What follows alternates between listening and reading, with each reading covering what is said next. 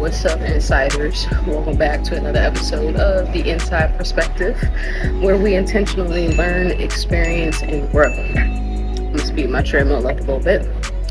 Yes, I am in the middle of working out because this is something that couldn't wait, quite frankly.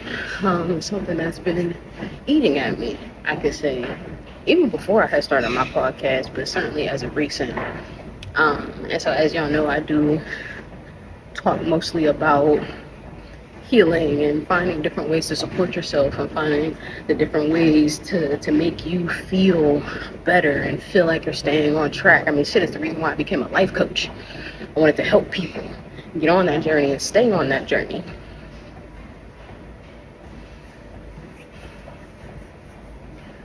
But it's so difficult to try to sit here and tell you that you need a different routine and a positive attitude whenever we have a government that's just trying to kill us. I mean, it's simply put. Right now we have to vote between a cadaver and a rapist. And so today I'm not going to sit here and try to tell you that you need to go meditate or go stretch. You still do. I'm not telling you that you don't need to. But really what I'm here to tell you to do is to get fucking loud. Michelle Obama would say, when they go low, we go high, right? And it sounds nice, right? But we can't go high when they're trying to take away our rights. We can't go high when they're trying to poison our water. We can't go high whenever they're more worried about getting oil or metal for our phones, Congo, when they're literally murdering Palestinian people. Like, we can't go high. And I think Amanda Seales said it best. It's time to get loud. And so what getting loud means, of course, is voting. And I'm going to take a second to talk about voting too, because I feel like a lot of people in my generation, like I'm 25, and so I feel like a lot of people that are either five up or 5 down have this mentality that voting's not going to do anything. And I think what we fail to understand is that voting takes time. Who you're voting for this year, their actions may not even be put into place until next year. So while, yes, we are frustrated with how things are, and then I think we only focus on one election, the presidency. That's not the only elections. And I'm not versed in every single thing that goes on when it comes to politics. I'm truly not. I don't know a lot. Quite frankly, I don't know enough. And I want to know more because, have y'all seen Project 25? Project 2025? It's basically setting it up to where only the top 1% can continue to grow. If you're poor, black, of color, gay, you won't be able to live your life freely. I'll never understand how this is a country as to what we're supposed to. I am in the gym, so I can't be mad.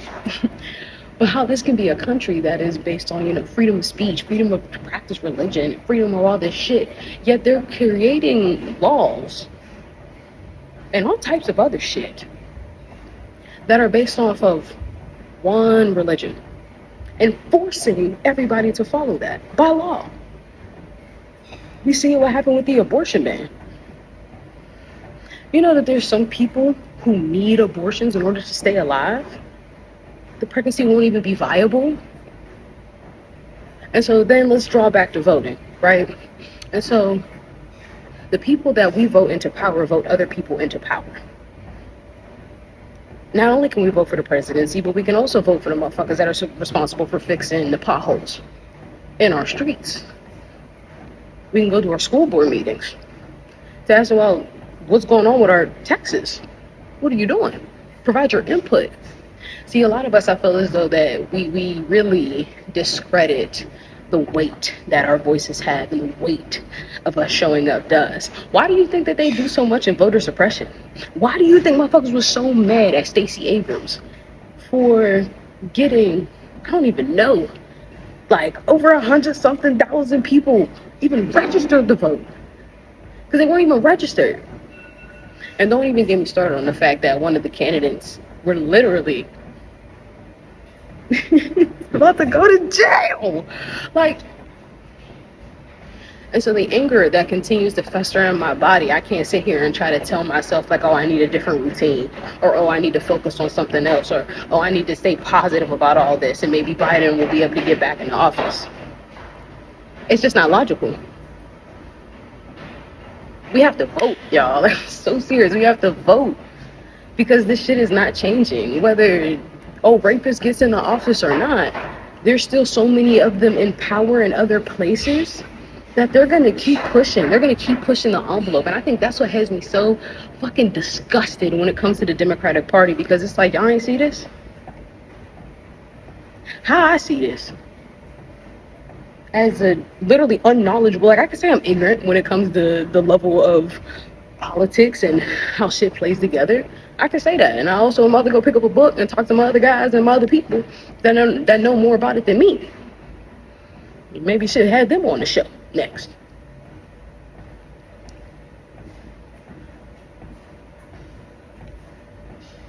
When we put our power into the vote, we can start helping ourselves, helping our future.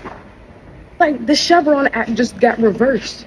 And for those of you that don't know what that means, it's basically the things that keep us safe, that keeps our water clean, that keeps our air clean. PA has literally had a recall on literally said, don't drink the tap water. Don't even try to, don't even cook with it. I know most of us, didn't drink tap water, but we cook with it.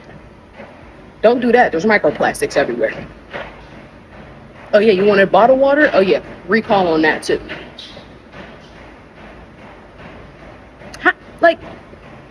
So whenever we sit here and we talk all this shit and we talk about how, like, I just see us having so much more attention on shit like Krishan and Blue Phones called him Babyface, not Babyface. Okay, I seen Babyface at Reese. He did his thing. When we focus our minds on toxicity, even like right now, Sexy Red's whole tour, talk about Sexy Red for president. Is she talking about anything presidential? She talk about any of the things that we're facing? She's a black woman in America. She not talking about none of that. But I can't say for certain for 100%, but I'm pretty sure I seen her taking pictures with Trump. So it's like, it really frustrates me when I see people using something as delicate, quite frankly, as the presidency, somebody who's going to run our country, somebody who's in charge of approving or disapproving our livelihoods, and using that as a mockery, as a joke. I'd be so turned, quite frankly, to go to a Sexy Red concert if part of going to it was making sure that you're registered to vote. I ain't got nothing against Sexy Red either. Like, I'm not saying that. Okay? Quite frankly, I've heard her music at every single event that I've been at this entire summer. I got Broccoli Fest later this month, and I'm sure I'll hear her then too. But I heard her at the Chris Brown concert. Okay? I heard her at Ruth's Picnic. I hear her on the radio every other day. Right? So it's clear that she's this symbol. And now it's Sexy Red for president. What are you doing with that, though? She clearly has a large platform. Is there any issues that you want to bring up? Anything that you have faced specifically, Sexy, that you would want to be like, hey, yeah, this is my tour shit, but this is the reason why? Or maybe I'm ignorant, and I don't know, maybe Sexy got something planned like that. But at the end of the day, what I'm getting to is that we are so quick to look at the toxic shit on the internet, or somebody falling and busting their ass on the internet, but somebody coming on here trying to tell y'all about some fuck shit that's about to happen, and that the one thing that you can go and do, is vote and use your power to vote. Me and my ex literally, well, I don't even want to call him my ex because he's more of my dog now. Like, we dated in high school, but besides the point. Me and him got into a debate about it because he's talking all this cash shit about what he don't like that Biden's doing, and he don't like this and he don't like that. And I'm like, I hear you and I agree with some of your points as well. But then he started talking about how Trump would be better. So I'm like, okay, let me keep listening, right? Because I'm never going to be like, oh, no, no, no, no. I want to hear your point. I want to hear where you're coming from. So then he starts telling me, and so then I go, so you voted for Trump? He goes, I ain't voted at all. So you're talking all this cash shit, but you're not even using your power. And then you want to blame it on, I was never taught how to do that. I don't know what that means. I'm sure half of us didn't learn. Nobody taught us how to use TikTok. Nobody taught us a lot of shit that we just go and decide to learn on our own. Who taught you how to roll a blunt? You know what I'm saying? So there's certain things in this world, and where I understand that you may need a mentor or an advisee or when trying something new. But when there are so many resources on the internet about getting registered to vote, I get shit in the mail all the time. When the primaries are coming, some other shit, the presidency, some other shit, the mayor, the this, the that. We receive information about this all the time. And then if you don't know how to get that information, DM me. You got my number, text me, call me. Because it's getting to the point now that this shit is so serious that if we don't begin to take action, we're literally about to lose our rights and a lot of our health. I mean, I'm talking clean air, clean water. Look at Flint, Michigan. We got all this money to send for wars, for all types of shit. But there's literally places in the U.S. that are suffering, struggling. What's the point? And so I think that's why a lot of us get frustrated and decide not to vote. Because it's just like, well, what's the point? They don't care about us. And that's the case. They don't. It's because we don't have the right people in office. Quite frankly, I'm irritated that we even have to vote for a side anyway. Democratic, Republic, third party, independent. Why do we have to do that? Why does it have to be two people going against each other that have different views for the same country, but they're so drastically different that you would think that they're for two different spaces, two different places? That doesn't make any sense to me. Why isn't it that we have a person that's going back and forth because they're trying to like literally out-better each other for bettering our lives as Americans? But no, it don't happen. That really don't happen. I remember even being young and asking my mom, like, why is it the elephant work versus the donkey? I don't get it. And she was like, well, they're not really going against each other because they still want to be like, the way she explained it to me, it made sense for me being a child. But me now being a working adult and seeing the impacts of certain shit, seeing where my tax dollars are going, how they're being spent, and also how I have a president that or had a president, may potentially have a president that, and I hate even having to put myself in these boxes, but fortunately that's what America does. But being a gay black woman, you probably want me in the field having babies. You ain't worried about me having proper health care, or that the maternal, that black women are more likely to die in childbirth. They're not doing anything to make sure that doesn't happen. If anything, what they're doing right now is removing our ability to track those numbers and to track those details, so that we can't even tell if there is what's the word I'm looking for? Not only discrepancy, but disparity. There it is. We won't even be able to identify if there's a problem wrong because they're revoking the ability to set things up by race, by experience, by socioeconomic status. Because you see where it's going now at this point. Either you're rich and you can help somebody make richer, or you're poor and we want to pay you less and work you harder so that we can become richer. That's the plan. That's the goal. And I'm also very sick of people wanting to have the debate of trying to decide if something's racist or not. This country was built. The very needle and thread of this country was built on racism. On homophobia, Islamophobia, transphobia, all of it.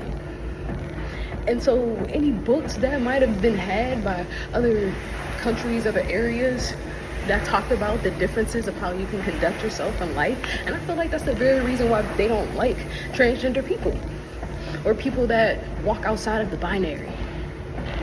Because it's like, we have to set up some form of divide, right? We can't just say it's like, oh, we're doing rich versus poor because we don't like you. There's too many poor people. They realize that they would genuinely have enough people. But if we could split it between man and woman, oh yeah, well, let's sprinkle in race on top of that. Let's do all those things, right? Let's make it more and more difficult and divisive amongst themselves so that we can keep making sure that we're gaining power. Who cares how we fuck up the earth? Who cares how we fuck up the nation? Let's just keep going to war, murdering people, killing people, because we see where all of our money goes. We have school teachers buying their own supplies. Let's be for real, right? Let's be for real.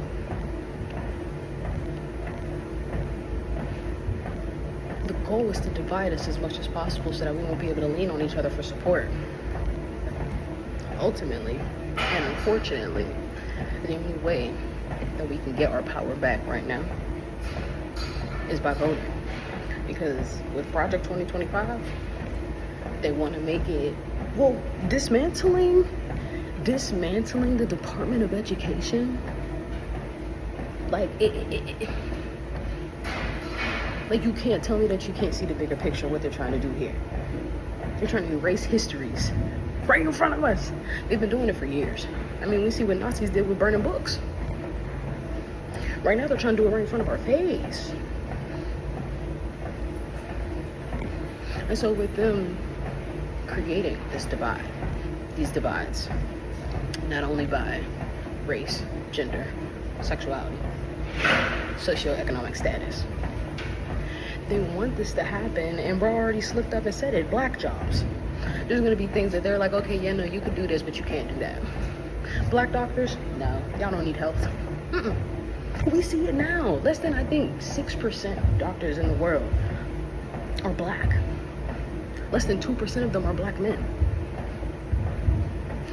What's the number one cause of death in America? Cardiovascular disease. Who dies of it the most? Black men. So imagine if we would actually have the people in the rooms to help the individuals that look like us, that allow us to feel comfortable in divulging in what we're going through and what we're seeking. My own study that I did in my senior thesis just talked about the connection between low birth weight children that enslaved black women had and how they more often than not, they had cardiovascular disease. That was one connection that I made from enslavement to today. There are millions. But the medical mistrust makes it damn near impossible for us to go and feel comfortable seeking help, seeking support, because we can't trust the doctor, because they don't look like us, they don't understand us. And then all skin folk ain't kinfolk, because Clarence Thomas talking all this shit about even, like, okay, did the abortion ban, right? But then talked about Loving versus Virginia as if he's not married. As if he's not even married to a person that does not look like him. Like, this is the stupidity that I'm talking about, but the thing is, they're in charge. They're in charge, y'all. And so now it's getting to the point to where we gotta get loud and we gotta vote and we gotta use our voice now, because once some of this shit starts getting passed and put into office, like they're even literally trying to say people coming together to protest will be illegal, and they will launch the fucking National Guard at your ass. Huh? How are we to disagree? Because now they're just gonna kill you. Back in the day, they had to hide it. And there were certain advancements that they would give us. Like, okay, here nigga damn. That's what Amanda Seals calls it. The here nigga damn. Like, you got a black president. Can y'all shut up now? And as frustrated and pissed off as it makes me that we're more so willing to give attention to the bullshit, the fuck shit of life, shit like Baddies. And look, because I love some reality TV, don't get me wrong. Real Housewives of Atlanta, Basketball Wives, all that's my zhuzh, right?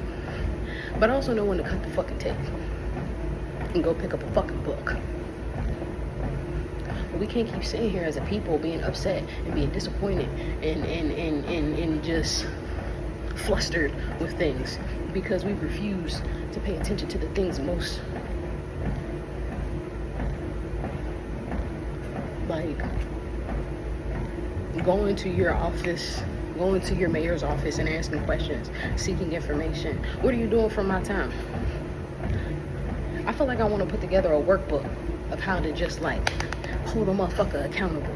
Because don't nobody be held accountable these days. Niggas be mad when they're held accountable, not even just at the political realm, but even in our day-to-day lives. People hate being held accountable because it makes them look at themselves and the decisions that they're making and the people that they're impacting, even if it's themselves. Don't nobody want to hear that. But at this point, y'all, this next presidency is damn near life or death for us. And not just for black people, not just for people of color, but for everybody. Like when you think about people coming after diversity, equity, inclusion, and belonging, that isn't just for black people. Like they were trying to call the mayor in Maryland, Baltimore, whenever the bridge fell, they called him Mayor DEI, as if he didn't earn it. That diversity, equity, inclusion didn't earn it. They don't understand that whenever you challenge something, for an example, I heard this the other day from a person, and we can go back and fact check all this, right? When women decided to challenge the height requirement to be a police officer, 10% of white men were now eligible to apply because women said something that they didn't agree with.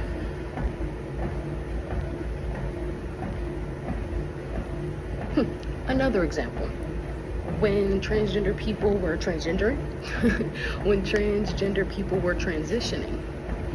I had read an article, and when I find it, I'll link it to this. I know I still have it bookmarked, but they found out that individuals that were transitioning, as their hormones were fluctuating and changing, and then they would, help them and aid them through that process. They also found that some of those same remedies can help women going through menopause. When you include everyone in the conversation, when you talk about everything within the conversation, you open the doors for so many more connections and understandings and ability to help people live their favorite life that's not harming someone else. But these billionaires, Trump, I don't even want to remember the rest of them other motherfuckers. Them living their best life is at the harm of us. It's at the demise of us.